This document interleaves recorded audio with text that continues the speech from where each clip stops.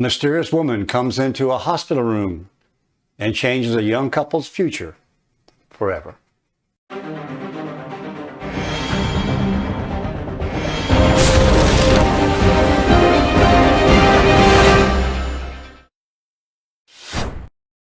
Hello and welcome back to Encounters from Beyond the Veil. Hospitals, an essential part of society, but no one wants to go. In today's episode, a young man is in a car accident and is in serious condition and is admitted to the hospital. But when a mysterious woman in green entered his room in the middle of the night, it changed his future forever. July 5th, 1986. Joe Tucker of Albany, Georgia, is being rushed to the hospital for the second time in a month. Lean your head back. Having survived serious injuries in a car crash in June, Joe is now facing a complication that no one had expected. Just hold your head back. We're almost there, sweetie. And now, without immediate treatment, Joe could suffer severe brain damage or die. You're gonna be fine. 5 weeks earlier, Joe's life had been nearly perfect. He was in good health, had a great job, and was engaged to be married in September to the woman of his dreams, Joyce Womack. But on June 13th, Joe was involved in a major traffic accident that nearly destroyed all their plans.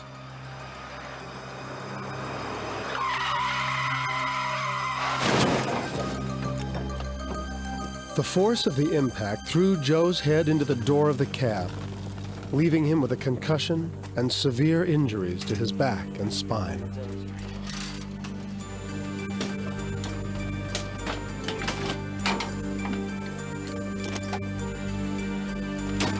He was rushed to a local hospital, the same hospital where his fiancée Joyce worked as a nurse. I was scared. I wasn't sure what kind of shape he was in, how bad were the injuries. Is he conscious? Will he know who I am? Joyce, he's okay. He's okay. He's stable. When Joyce finally entered the ER, Joe turned his head to look at her, and at that moment she felt that in spite of his injuries, he was going to pull through. That's good. But Joe's speedy recovery surprised even his doctor, John Testerman. He seemed to do well from his skull fracture. The blood cleared up from behind his ear, and it didn't seem to be any residual problems from that. And so after about 3 weeks, we went ahead and discharged him from the hospital.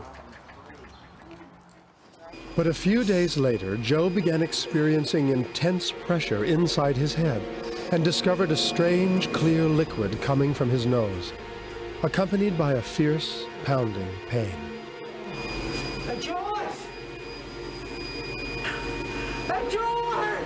Joe, what's going on? Something's not right. Come on, let's go. You come sit on the bed, and I'll call the hospital. Everything's gonna be fine. Within seconds, Joyce contacted Joe's doctor, and they were racing back to the hospital with Joe's life hanging in the balance.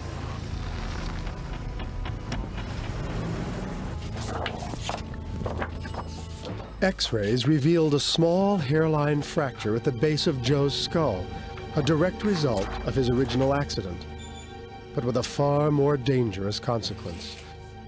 He was losing spinal fluid, and he was losing it fast. This is very dangerous because anytime fluid can leak out from around the brain, bacteria can go up that same hole and get up into the coverings around the brain and cause meningitis or even form a brain abscess. If it's left untreated, it is a potentially fatal condition. The prognosis was devastating. Joe was immediately scheduled for surgery, a surgery that was so delicate that it could leave him with serious physical side effects even if he managed to live through it. Joyce tried not to show Joe how frightened she was, but she knew she might be losing the man she loved forever.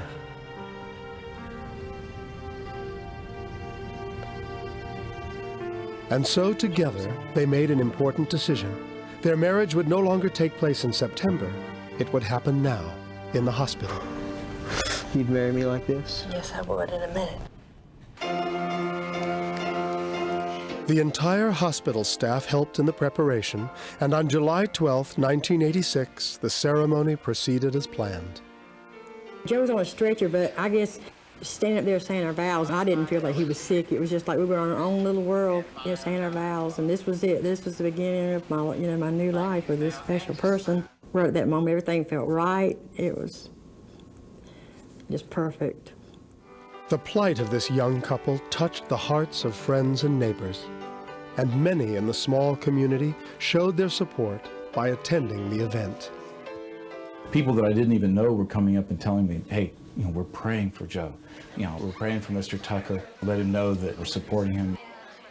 But there was one person whose prayers would change their lives forever. She arrived in Joe's room the night before the operation, long after visiting hours were over. Mr. and Mrs. Tucker, The Tuckers didn't recognize the woman. you don't know me, but I've been sent here to pray for you. We were just thinking she's one of the people from the church visiting that visits all the patients. We ask that Joe be healed. The woman told Joe that he would not require surgery the next day, that miracles do happen.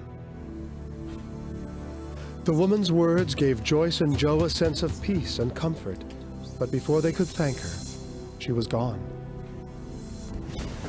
Let me go find out who she is.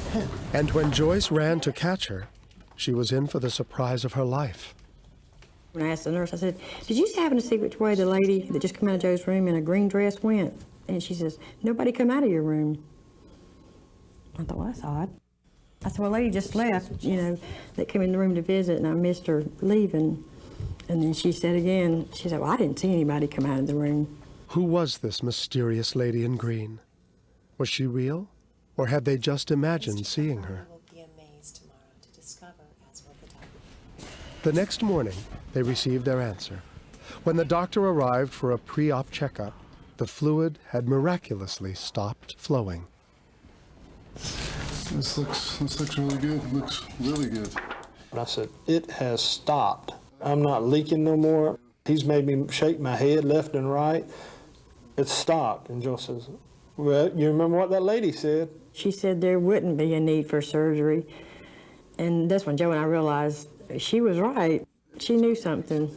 We're going to do a couple more tests in a few hours, and if everything works out, you may be going home tonight. You kidding? I'm not kidding you. You're not kidding me. I thought, wow, I'm supposed to have surgery at 7, but in a couple of hours I can go home. No, this is perfect. I don't want to see this place again. Joe Tucker was released from the hospital later that day. And in the 12 years since then, he has never had a recurrence of the problem. He has also never been able to find the woman who came into his room that night and brought with her the miracle of his recovery. I don't know if she was an angel or not, but to me she was, because I know I didn't have to have surgery. Nothing went wrong. Did she come from heaven? Did she come from Albany? That doesn't matter. What's important is the message of comfort. There's no doubt in my mind that God is still in the healing business. Today, Joe and Joyce Tucker still live and work in Albany, Georgia. Joe has completely recovered, but not a day goes by that they don't wonder about the mysterious lady in green who visited the hospital room that night. What an amazing story. It just shows the awesome power of Almighty God. If you enjoyed this episode, please subscribe so you'll never miss an episode. Until next time, I'm Brad Polk for Encounters from Beyond the Veil.